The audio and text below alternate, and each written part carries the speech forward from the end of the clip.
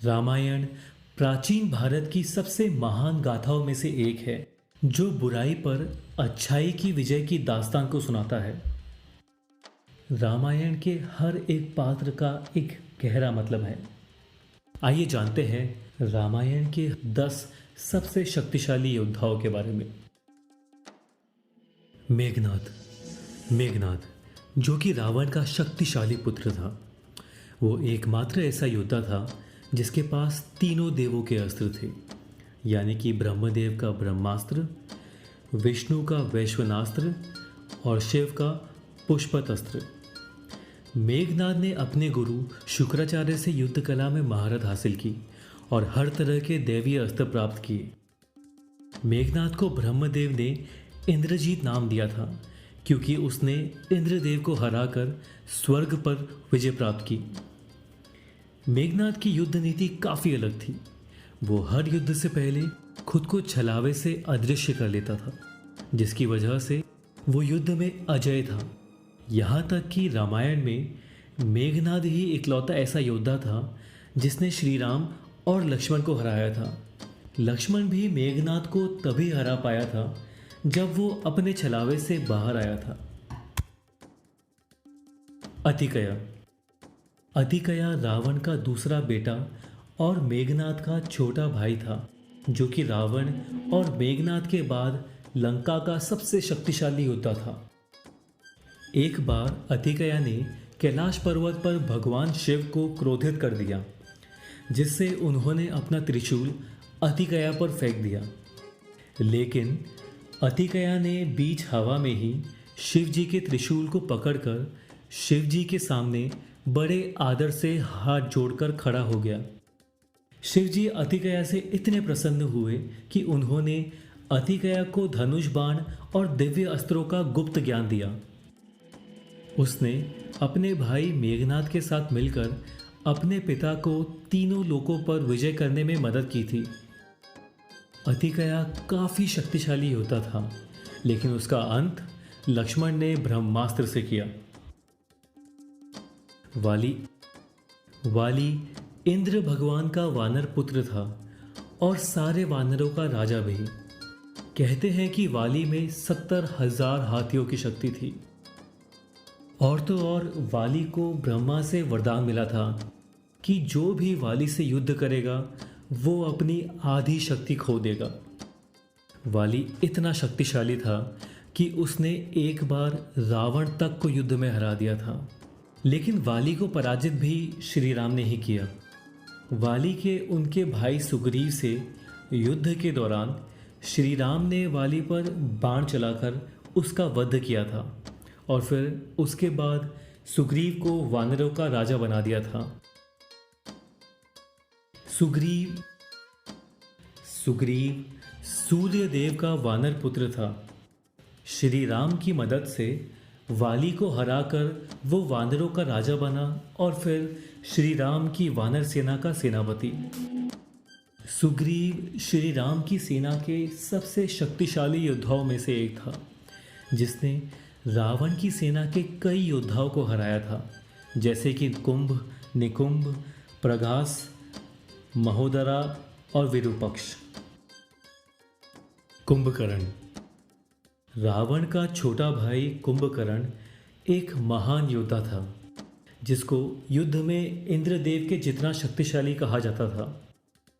रामायण के युद्ध में कुंभकर्ण ने सुग्रीव को हराया था और तो और वो हनुमान पर भी काफी भारी पड़े थे। कुंभकर्ण 6 महीने सोता और 6 महीने जगता था और उसका कद काफी विशाल था। युद्ध के अंत में कुंभकर्ण का वध श्री राम ने किया। अंगद वाली का बेटा और वानरों का युवराज था। अंगद ने रावण के कई शक्तिशाली योद्धाओं को पराजित किया था, जैसे कि नरंटका, कंपना और रावण के सेनापति महापर्षव को भी।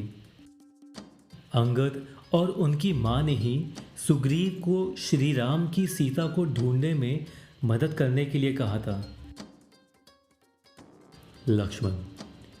लक्ष्मण यानी कि श्री राम के भाई मित्र और उनके साथी, जिन्होंने उनके 14 साल के वनवास से लेकर रामायण के युद्ध तक उनका पूरा साथ निभाया।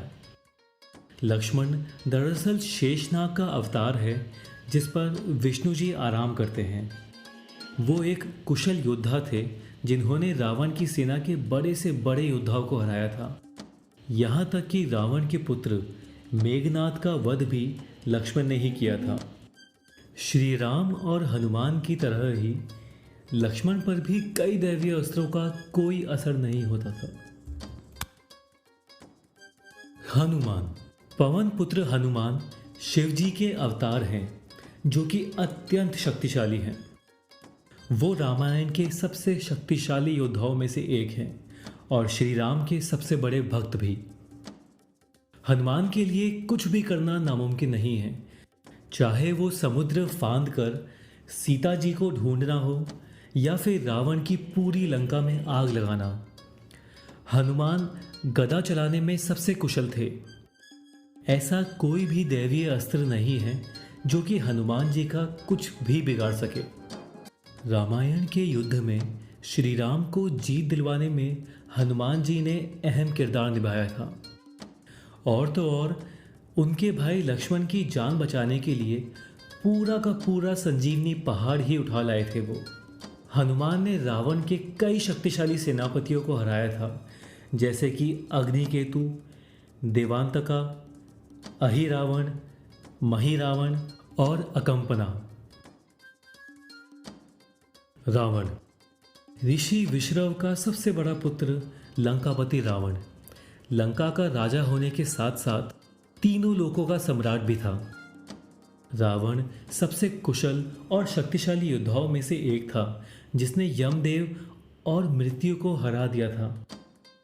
रावण ने अपने भाई धन के देवता कुबेर को हराकर उनका पुष्पक विमान ले लिया था। रावण इतना शक्तिशाली था कि उसने एक बार भगवान शिव को लंका लाने के लिए पूरा का पूरा कैलाश पर्वत ही उठा लिया था। रावण के पास एक ऐसा अमृत था जो वो अपनी नाभि में रखता था, जिसकी वजह से वो अमर और अजय था। कोई भी उसको युद्ध में हरा नहीं सकता था।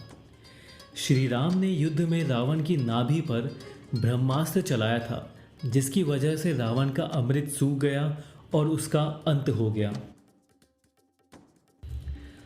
राम।